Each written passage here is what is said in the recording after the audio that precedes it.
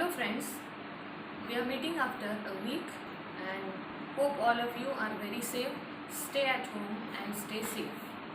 In our chapter on atoms and nuclei, we are going towards the concluding part. Atoms and nuclei च्या शेवटच्या भागाकडे आपण वळत आहोत and this part is called as radioactivity. Now radioactivity means, according to the definition, it is the spontaneous disintegration of alpha, beta and gamma particles from a heavy nucleus by way of spontaneous disintegration. जरी सुरुवातीला ही व्याख्या अतिशय जड वाटली तरी आपण समजून घ्यायला पाहिजे की सुरुवातीला हेवी न्यूक्लियस म्हणजे काय, अल्फा, बीटा आणि गॅमा डीके म्हणजे काय असतात. तर हेवी न्यूक्लियस आपण कशाला म्हणायचं? when we have seen the binding energy curve in our last teaching attempt, we have seen that those nuclei with a atomic number greater than 82 are called as heavy nuclei. Because of the large number of nucleons, these nuclei tend to be unstable आणि ह्या अनस्टॅबिलिटीमुळे ते स्वतःला स्थिर करायचा प्रयत्न करतात आणि ह्या प्रयत्नात त्या न्यूक्लियसमधनं, त्या केंद्रकातनं अल्फा, बीटा आणि गॅमा अशा स्वरूपात लहरी बाहेर पडतात आणि यालाच आपण किरणोत्सर्ग म्हणतो. We are going to study in detail how this happens, why this happens and what is alpha, beta, gamma decay, what happens to the original nucleus after alpha, beta and gamma decay, and how we are going to study the rate of radioactive disintegration affects the parent nucleus. Well, we are going to see a short animation about how the radioactive decay takes place. Now suppose this is the nucleus and it is having these what we see as those nucleons, that means neutrons and protons in a nucleus, and how a large nucleus tends to be unstable.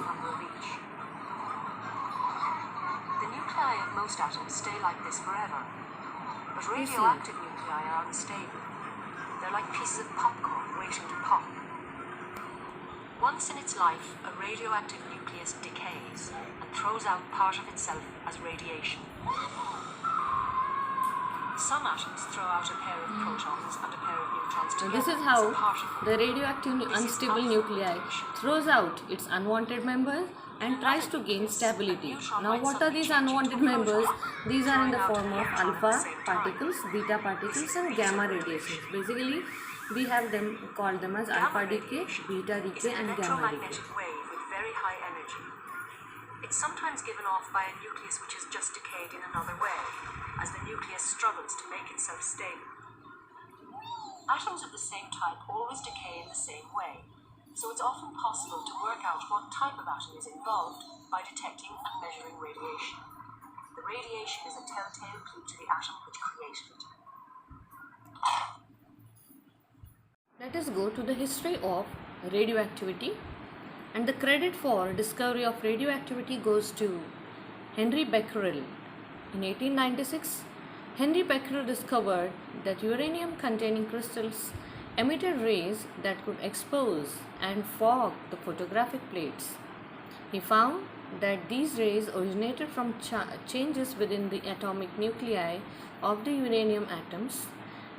He proposed that the uranium atoms were unstable, the emitted particles and energy to become more stable, and for his discovery of radioactivity, Becquerel was awarded the Nobel Prize for Physics in 1903. Later on also it was Marie Curie and Pierre Curie, the pair who isolated two previously known radioactive materials, polonium and radium, and radioactivity was found to be unaffected by chemical and physical testing, showing that the radiation came from the atom itself, specifically from the disintegration or decay of an unstable nuclei. We have discussed what are the types of decay. Once again we are going to see what are the types of radioactive decay. Now these are alpha decay, beta minus decay, beta plus decay, which we also call as a positron decay, the gamma decay, the electron capture, and also there are nuclear fissions going on because of the unstable nuclei. We are going to study how first alpha decay takes place. Now we see here that the radioactive nuclei eject alpha particles in order to reach the stable state. This decay occurs only in heavy nuclei Z greater than 82 actually. What are the characteristics of alpha particle? Whenever an alpha particle is emitted from a nucleus, actually it is a helium nucleus, that means which contains 2 protons and 2 neutrons having a charge plus 2 electrons. They can travel a few inches through air and they can be stopped by a sheet of paper and clothing. Now, what actually happens to the parent nucleus whenever an alpha decay takes place? Let us see what happens here. Suppose this is an element X having an atomic number Z and a mass number A. See, it is an unstable nucleus, and whenever it undergoes an alpha decay, what is the change in the atomic number and the mass number? This X as the parent unstable nucleus gives rise to a daughter nucleus Y where the atomic number decreases by 2 and the mass number decreases by 4. We have seen that this is the daughter nucleus, this is the parent nucleus, and we see that this alpha particle 2He4, the helium nuclei, that means 2 helium, 1 helium nuclei, 2 protons or 1 alpha particle, and some amount of energy Q is emitted. We have seen here the example of uranium 23492. This 234 as the mass number, 92 as the atomic number, undergoing an alpha decay, converting itself to the daughter nucleus thorium with 230 mass number and 90 atomic number with an emission of alpha particle and some amount of energy. So that is the change in the parent nucleus which takes place when it undergoes an alpha decay. Now we are going to study about beta decay. What happens? There are 2 types of beta decay. This type of decay occurs in neutron-rich nuclei. One neutron converts, now this is very important, one neutron converts to proton and electron, and then the electron or beta particle will be ejected from the radioactive nucleus. आता ज्या वेळेला हा beta decay होतो त्यावेळेस directly त्या ऑर्बिटमधनं electrons बाहेर पडत नाहीत, परंतु आतल्या न्यूक्लियसमधला एक न्यूट्रॉन स्वतःला प्रोटॉन आणि इलेक्ट्रॉनमध्ये कन्व्हर्ट करतो आणि अशा पद्धतीनं तो कन्व्हर्ट झालेला न्यूट्रॉन बाहेर टाकतो तो इलेक्ट्रॉन म्हणून. आता characteristics of beta particles, let us see what are they. So beta particles have the same charge as that of an electron and same mass as that of normal electrons. They can be stopped by a glass plate, an aluminium foil or a block of wood. Together we are going to see the penetration power of all these particles, the alpha, beta and gamma. What happens to the parent nucleus when a beta decay takes place? Let us see what happens here. So this is undergoing, this is the beta decay of a parent nucleus XAZ as we have seen just now, and we have the daughter nuclei Y. Now you see what is the difference between the alpha decay and beta decay. Now the mass number remains unchanged, whereas because of the emission of an electron, one negative charge is less and therefore one positive charge is more, and we see that the atomic number increases by 1. So we see here that the parent nucleus is unstable and so the daughter nucleus is having a little more stability with the emission of a beta particle along with the emission of some amount of energy. Always the energy which is emitted out of an alpha decay or beta decay is given out in terms of the Q factor. Okay. Now we have seen here the example of molybdenum.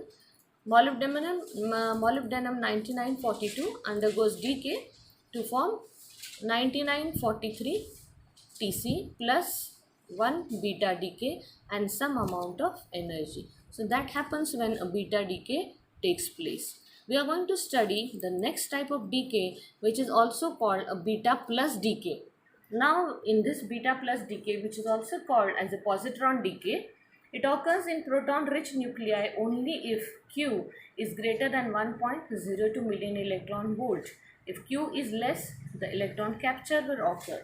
Now here what happens is one proton converts into neutron and positron, and then the positron will be ejected from the radioactive nucleus. The characteristics of positron particles, that is plus beta particles, are: the positron is an antiparticle of an electron or beta. It has the same size of an electron but with a positive charge. It will collide with any electron. The result of the collision is the annihilation of the electron and the positron and the creation of gamma ray photons. We are going towards the next part of our decay, and let us see what happens when a positron decay takes place first. So this is the figure, or this is diagrammatic representation. When a positron decay takes place, the unstable nucleus gets converted into a more stable nucleus plus emission of a positron particle and energy. They have given the example of fluorine. Fluorine 18(9) undergoes a beta plus decay to convert into oxygen 18(8), one emission of one beta particle, beta plus, and certain amount of energy. Okay, so that was about alpha decay and beta decay, and next we are going to understand the third type of decay, which is called as gamma decay. Now this decay actually it undergoes, or it is not in the form of any particle, but it is in the form of radiations.